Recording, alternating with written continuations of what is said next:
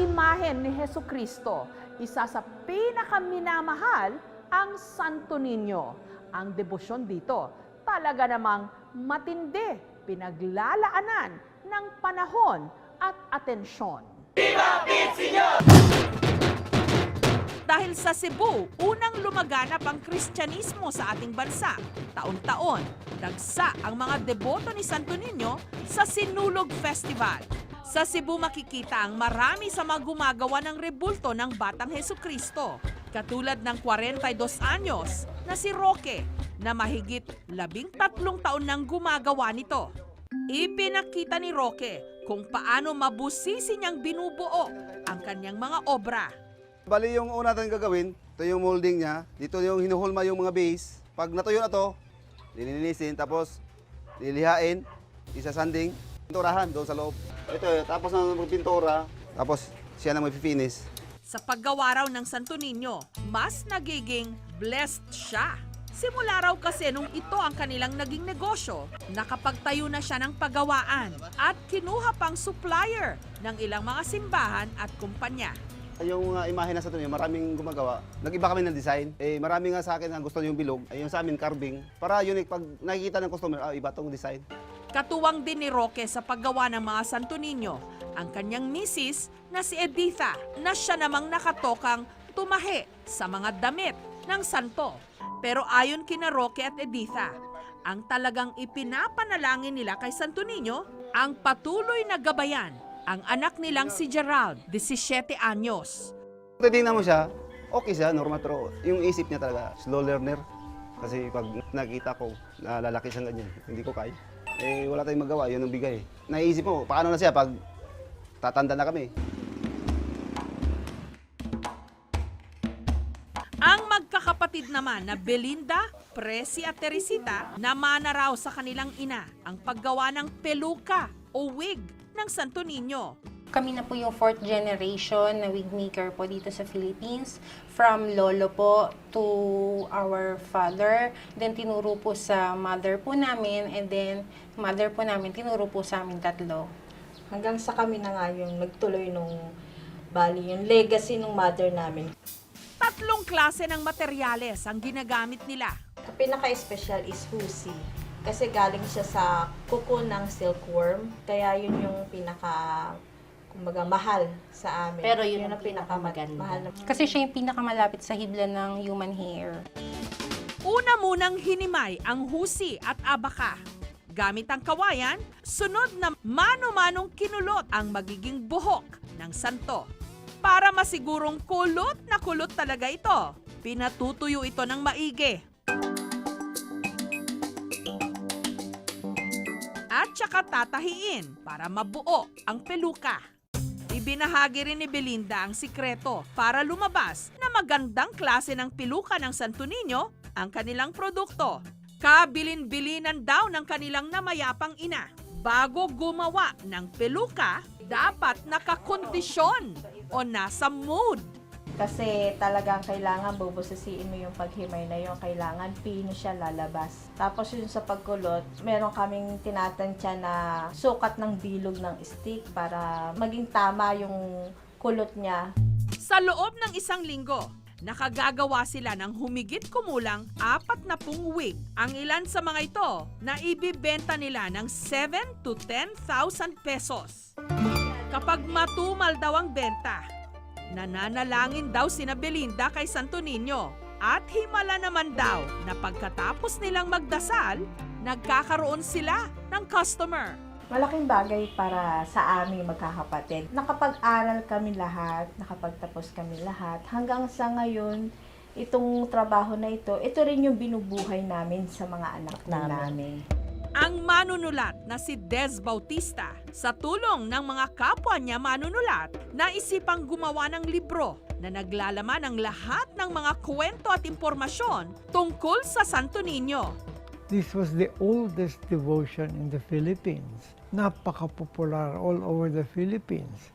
Sinasabing, may milagro dito, may milagro doon. Sabi ko, these are graces of the Santo Niño.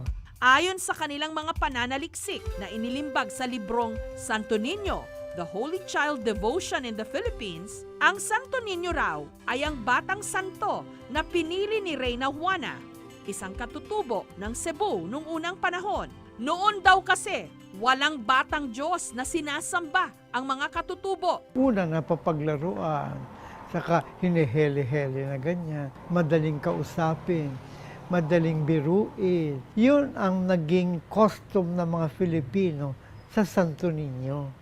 Hindi nila nahihingi sa crucified Christ.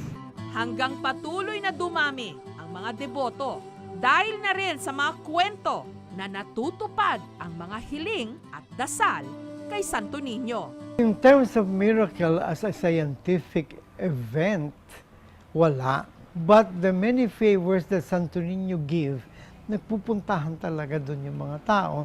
So it means there are favors granted. Umunlad yung bayan, yung gera hindi nangyari, hindi nakabuntis for many years, biglang nabuntis. Yung negosyo biglang naging successful. Nagiging popular yung devotion. At sinasabi niyo, naku, milagroso yung Santo Niño na yan. Sa bayan ng Daraga sa Albay, may rebulto raw ng Santo Niño na parang buhay. Lumalaki raw ito.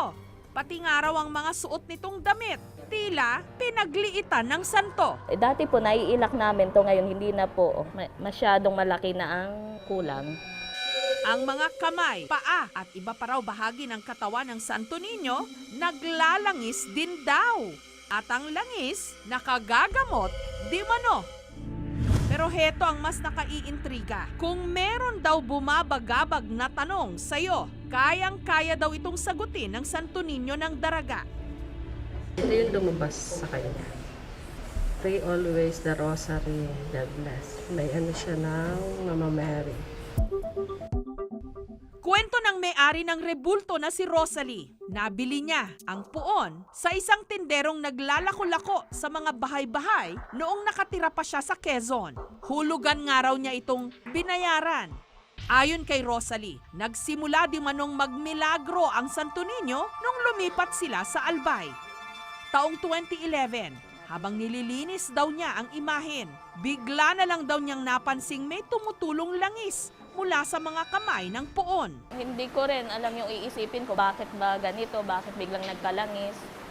Kaya nung malaman po nung mga kapitbahay namin, sabi nila, dahil sa pag-aari ko daw po yung Santo Niño, manghingi daw po ako ng sign, baka gusto niyang manggamot ako.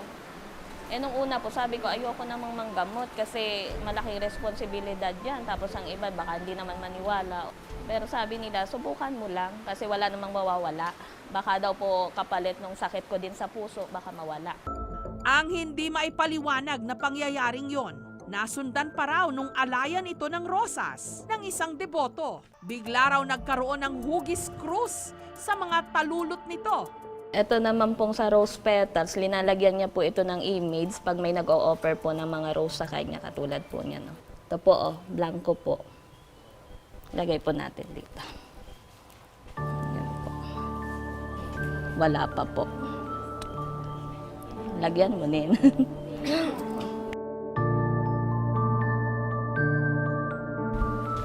may message na po.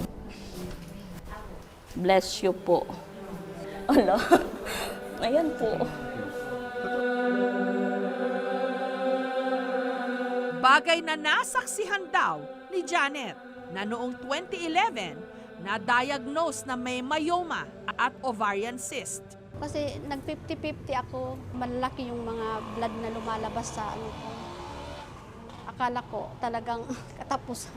Yung oil niya, palagi kong humingi palagi kay Santo Niño. Tapos nilalagay ko sa ano dito. After 4 months na pagdadasal ko kay Santo Niño, unti-unting nawawala na yung bleeding ko. Tapos nag-normal na yung menstruation ko. Tapos nang bumalik ako sa nagpa-check up ako, sabi ng doktor, na normal na daw. Isang buwan lang siya naggamot at nag-transfuse sila ng dugo sa kanya. Hindi yun sapat para tunawin yung myoma niya. Wala kaming nalalaman na component ng langis na maaring magpaliit sa myoma o sa ovarian cyst. Nakaranas din daw ng himala si Aling Jennifer na dati raw bulag ang kanang mata. Ngati yung mata ko. Hanggang sa lumala na dahil pinapatakan ko na kung anong gamot.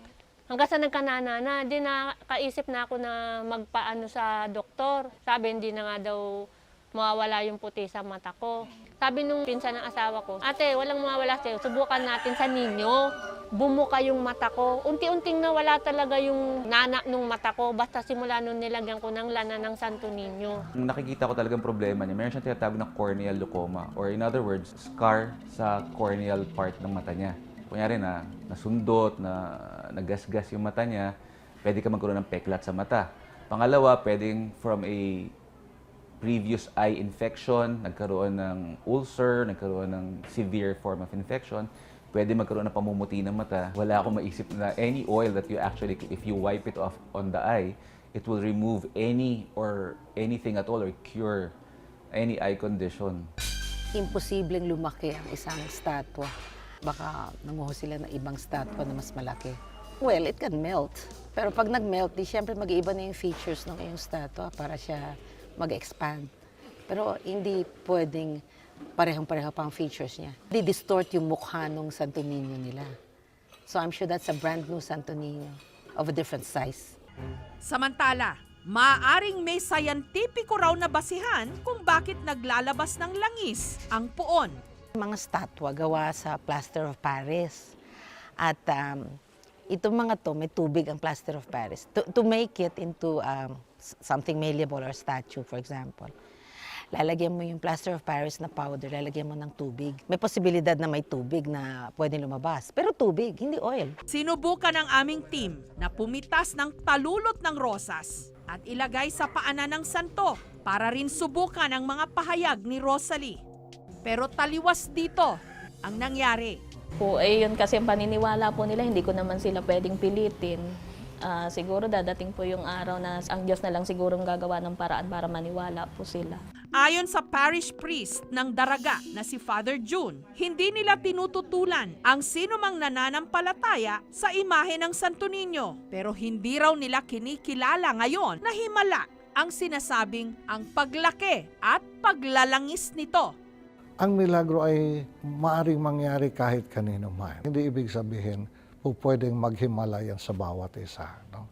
Depende sa lalim ng pananampalataya at sa patuloy na pagpapaigting ng kanilang ugnayan sa Panginoon.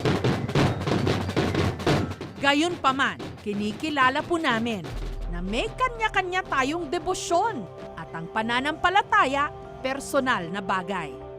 Ang importante, maniwala sa mga bagay na hindi man madaling mapatunayan, alam nating totoo.